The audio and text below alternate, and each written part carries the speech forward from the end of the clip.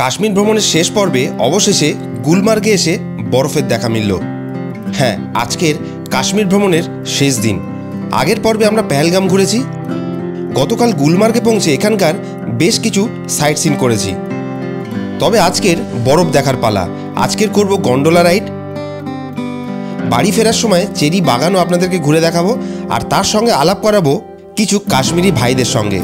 Guys follow कीजिए, like कीजिए और ज्यादा से ज्यादा कमेंट कीजिए। Thank you.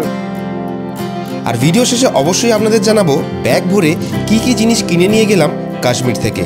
তো এই ভিডিওটা সব থেকে বেশি ইন্টারেস্টিং, মিস করবেন না। Good morning from Gulmarg. আজকের আমার কাশ্মীর ট্রিপের 5th ডে, আর আজকের আমি রয়েছে গুলমার্গে।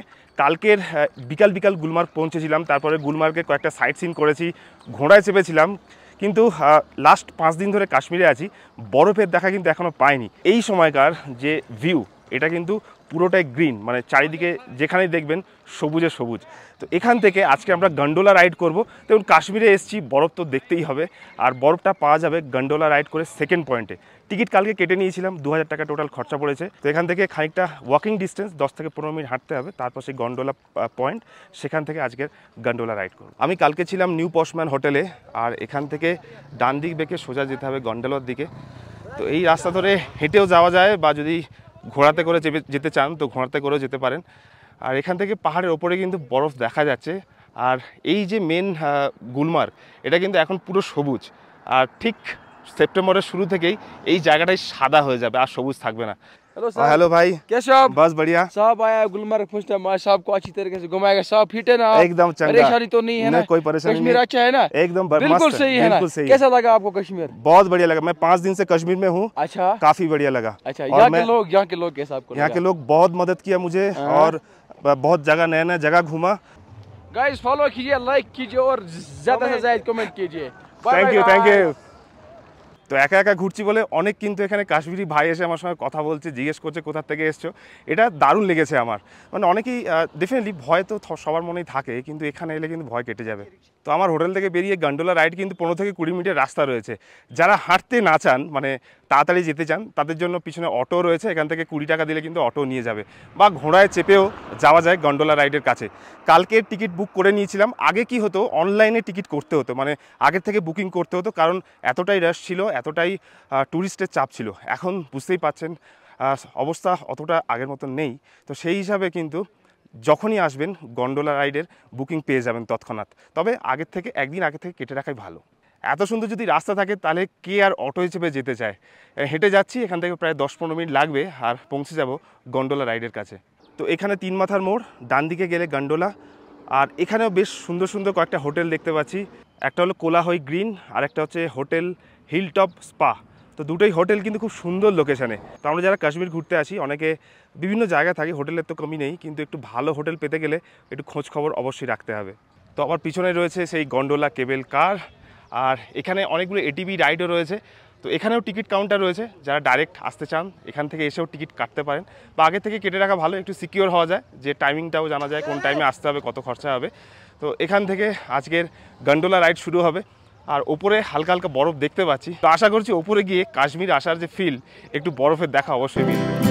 গুলমার্গের গন্ডোলা রাইড বা কেবেল কার রাইড এশিয়ার সবথেকে উচ্চতম রোপওয়ে হলো এই গন্ডোলা রোপওয়ে, যা প্রায় 1450 ফিট উপরে অবস্থিত। তো এখানে ঢোকার সময় গাইড অনেক বলছিল গাইড নেওয়ার জন্য। আমি কিন্তু গাইড নিইনি, জানি না ভুল করলাম কি ঠিক করলাম।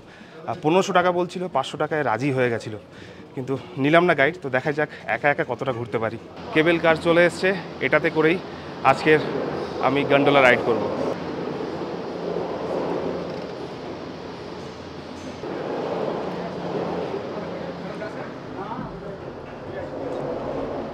তো বসে গেছি গন্ডোলা রাইডে। এটা কিন্তু অন্যরকম এক্সপিরিয়েন্স হতে চলেছে, যদিও এখন বরফ দেখতে পাইনি কোথাও কাশ্মীরের।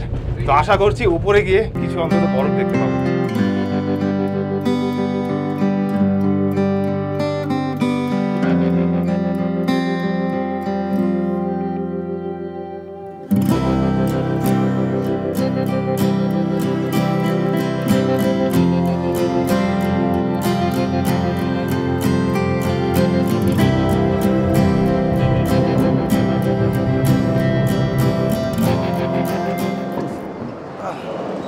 ফেজ 1 কমপ্লিট করলাম, এবারে ফেজ 2 দিকে যাব।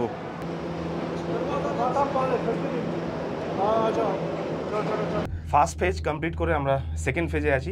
সেকেন্ড ফেজের রোপওয়ের কালারগুলো কিন্তু লাল, ফার্স্ট ফেজে সবুজ ছিল, সেকেন্ড ফেজে লাল। তো এখন অল্প অল্প ঠান্ডা লাগছে আর সামনে দেখতে পাচ্ছি বরফ।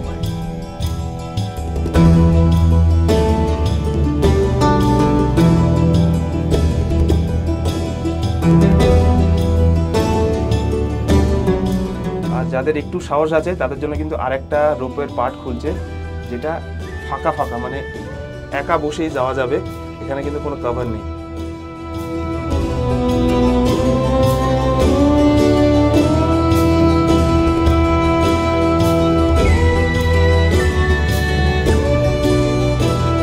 এইবারে ফেজ 2-তে এসে জ্যাকেটের দরকার অবশ্যই আছে, এখান থেকেই ঠান্ডা শুরু আর পিছনে বরফ।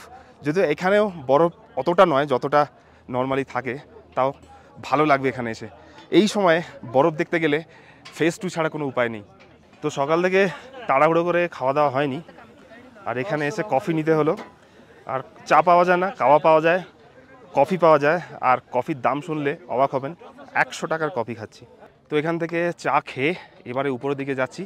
যতক্ষণ রোদ আছে গরম লাগছে, রোদটা চলে গেলে মানে সূর্য যখন মেঘে ঢাকা পড়ছে ভালোই ঠান্ডা লাগছে। আর উপরে তো বরফ আছেই। আর এখানে এসে একটা ছোট্ট কাপ চায়ের দাম 100 টাকা।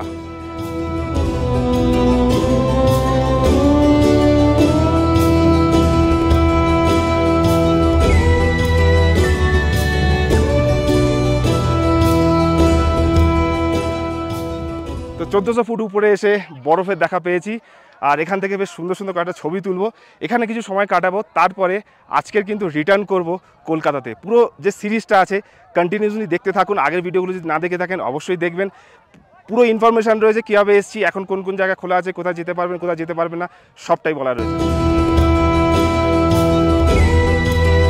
তো আমি এখন একদম সেকেন্ড ফেজের উপরে রয়েছি। এখানে কিন্তু প্রচুর বরফ রয়েছে, আর এই দাদা সঙ্গে ছিলেন, যদিও ফটোগ্রাফার হয়ে ওনার হেল্প নিতেই হলো, কারণ এখানের পোজগুলো উনি সবথেকে ভালো বলতে পারবেন, তাই উনি আমার অনেকগুলো ভালো পিকচার তুলে দিয়েছেন। তো যাই হোক, আপনারা যদি ঘুরতে আসেন তো ডেফিনেটলি একটা ফটোগ্রাফার বানতে হয়, কারণ এখানে এসে যদি মেমোরি না নিয়ে যেতে পারেন তাহলে কিন্তু লাভ নেই ঘুরে। তো এখানে খানিকক্ষণ সময় কাটাবো, তারপরে নিচে যাবো। আর হ্যাঁ, জ্যাকেটটা কিন্তু পরেই নিয়েছি।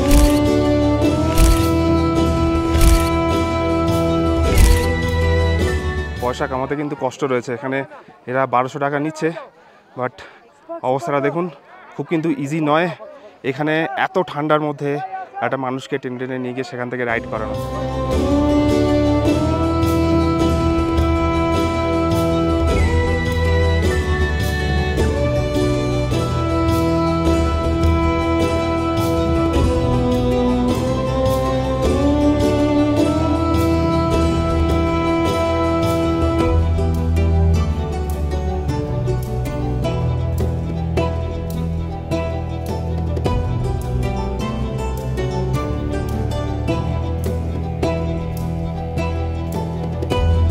যাই হোক, ফেজ 2-তে এসে বরফের দেখা মিলল, আর এখানে বেশ কিছুটা সময় কাটানোর পরে এবার শ্রীনগর ফেরার পালা। আমার ফ্লাইট সন্ধ্যে 6টায় শ্রীনগর থেকে দিল্লি। সবকটা ভিডিও শেষে আমি অনেক ইম্পর্টেন্ট টিপস দিই, যেখানে যেখানে আমি ভুল করেছি সেইগুলো আপনাদেরকে ধরিয়ে দিই, যে আপনারা যাতে সেই ভুল না করেন। তো এই যে সেকেন্ড ফেজের রাইড আছে, প্রথম কথা নিচ থেকে গাইড না নিলেও চলে। নিচের গাইড 1500 টাকা চাইবে, 500 টাকাতেও রাজি হয়ে যায়, তবে ওটা না নিতেও পারেন, মানে ওটা নেওয়ার দরকারও নেই। ওপরে এসে এখানে স্কেটিংয়ের জন্য আর ফটোগ্রাফির জন্য ওটা নিতে পারেন, কারণ এখানে যেভাবে এরা কষ্ট করে স্কেটিং করাচ্ছে বা যে রাইডগুলো করাচ্ছে ওগুলো কিন্তু কষ্টসাধ্য, সেই জন্য একটু পয়সা বেশি গেলেও আমার মনে হয় না সেটা বাজে খরচা হবে। আর ফটোগ্রাফির কথা বলি, ফটোগ্রাফাররা এখানে পার ছবিতে 50 টাকা করে চার্জ করছে। আপনি যদি 200 টাকার বাজেট করে 4টে ছবি তুলতে বলেন, ও কিন্তু একটু বেশি করে ছবি তুলে দেবে, দিয়ে বলবে আপনার 10টা ছবি হয়েছে, এত টাকা দিন। তো বুঝতেই পারছেন, সেখানে আপনাকে একটা রেস্ট্রিক্ট করতে হবে যে ভাই আমার 4টে ছবি লাগবে কি 5টা ছবি লাগবে কি 10টা ছবি লাগবে, তার জন্য আমি কত টাকা দেবো। তো বাকি ওভারঅল সব কিছু ঠিক আছে। আর এখানে ওপরে এলে ফটোগ্রাফি, স্কেটিং এগুলোর জন্য আলাদা করে খরচা করতে হবে, বাকি গাইড নিতে পারেন না নিতে পারেন সেটা আপনার ওপর। তো যাই হোক, আজকের গুলমার্গের কেবল কার রাইড এই পর্যন্ত। আর আমার এই কাশ্মীর ট্রিপ কেমন লেগেছে অবশ্যই কমেন্ট করবেন। চ্যানেল নতুন হলে অবশ্যই সাবস্ক্রাইব করে নেবেন, কারণ এরকম একটা ভিডিও বানাতে গেলে যেমনই কষ্ট তেমনই খরচ আর সঙ্গে সঙ্গে তেমন ধৈর্যর প্রয়োজন হয়। তো 4 দিন থেকে লাগাতার আমি সিকিমে একা একা ঘুরেছি, ভয় লাগেনি, কোথাও কিছু এমন মনে হয়নি যে এখানে আসা যাবে না বা মাহল ঠিক নেই। হ্যাঁ, মাহল ঠিক নেই, একটু উত্তেজনা রয়েছে, চাপা, একটু সুনসান রয়েছে, জায়গায় অত ভিড়ভাড় নেই, কিন্তু সস্তায় কাশ্মীর ঘুরতে এলে এই সময়টা কিন্তু একবার অবশ্যই ঘুরে যেতে পারেন। তবে এই সময় নয়, অক্টোবর নভেম্বরে।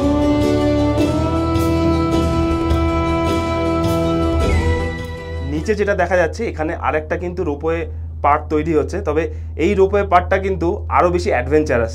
এমনি রোপওয়ে যেমন হয় ঘেরার মধ্যে, কিন্তু এই রোপওয়ের যে বেঞ্চগুলো মানে যেখানে বসে যেতে হবে সেগুলো কিন্তু একেবারেই এইরকম জাস্ট খালি, দুজনে বসে যেতে পারবে।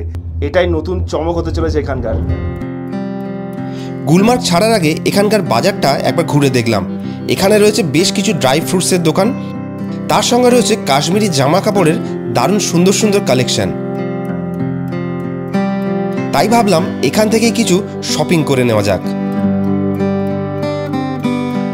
কাশ্মীরে আমি একাই ঘুরতে এসেছি, পূজা রয়েছে বাড়িতে, তো পূজার জন্য ডেফিনেটলি কিছু কিনে নিয়ে যেতে হবে। আর কাশ্মীরে এসে ফেমাস কাশ্মীরি শাল আর যে কাশ্মীরি ড্রেস সেটা তো নিতেই হবে। সেই জন্য গুলমার্গে একদম পাশেই একটা দোকানে চলে এসেছি। এখানে দেখো সুন্দর সুন্দর ডিজাইনের মেয়েদের জামা কাপড় রয়েছে, তো এখান থেকে ডেফিনেটলি একটু দাম কষাকষি করতে হবে, কিন্তু এখান থেকে কয়েকটা জিনিস আমি অবশ্যই কিনে নিয়ে যাব। প্রায় 5 দিন কাশ্মীরে কাটানোর পর এবার বাড়ি ফেরার পালা। তবে সত্যি মন চাইছে না ফিরে যেতে। হয়তো খুব শীঘ্রই আরও একবার আসতে হবে কাশ্মীর ঘুরতে। তবে এখনও শপিং শেষ হয়নি। রাস্তার পাশে দাঁড়ালাম চেরি ফল কেনার জন্য। গুলমার্গ যাওয়ার রাস্তায় দেখতে পাবে একদম অরিজিনাল চেরি। আমাদের মার্কেটে যেগুলো বিক্রি হয় সেগুলো কিন্তু সবসময় অরিজিনাল থাকে না, সেগুলো বানানো। এখানে কিন্তু চেরি পেয়ে যাবে একদম রাস্তার পাশে। কাশ্মীর ট্রিপে আমরা আপেল গাছ দেখেছি, আমরা আখরোট গাছ দেখেছি। আজকের আরেকটা ইন্টারেস্টিং গাছ আপনাদেরকে দেখাবো, সেটা হচ্ছে চেরি গাছ। গুলমার্গের রাস্তায় গেলে রাস্তার পাশে কিন্তু প্রচুর চেরির দোকান রয়েছে। তো চেরির দোকান দেখে ইচ্ছা হলো যে গাছটা কোথায় আছে সেটা জানতে, আর তার জন্যই চলে এলাম জাস্ট রাস্তার উপরেই চেরির বাগানে। বাগানটা দেখুন শুধু। তো এই জঙ্গলের মধ্যে দিয়ে একটুখানি হাঁটতে হবে। আর প্রথমেই হলো আপেল। তো এই আপেল তো আমরা অনেক দেখেছি, দারুণ স্মেল আসছে এখান থেকে, হালকা হালকা লাল রং হয়েছে আপেলের। তো এই দেখুন চেরি গাছ, এইটা এক্সপেক্ট করিনি যে চেরি গাছ দেখতে পাবো। That is beautiful. তো যেখানেই যাই গাছ থেকে পেরে সেই ফল খাওয়ার কিন্তু মজাই আলাদা। শিটংয়ে গিয়ে কমলা লেবু পেরে খেয়েছিলাম, আর কাশ্মীরে এসে গাছ থেকে চেরি পেরে অসাধারণ খেতে। তো বাগানে এসে বাগানের টাটকা ফল কিনলাম আর দারুণ লাগলো।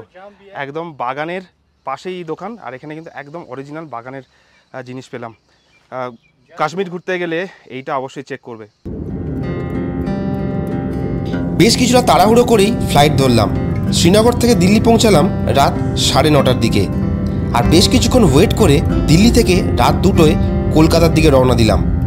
এই কাশ্মীর ট্রিপের অভিজ্ঞতাটা সত্যি না এলে ভাবতেই পারতাম না। আর এখান থেকে নিয়ে এসেছিলাম ব্যাগ ভরে ড্রাই ফ্রুটস আর কাশ্মীরি পোশাক আশাক। আপনাদের এই ভিডিওটা কেমন লেগেছে অবশ্যই কমেন্ট করবেন, আর পরের ভিডিও দেখার জন্য চ্যানেলটিকে সাবস্ক্রাইব করে রাখতে ভুলবেন না।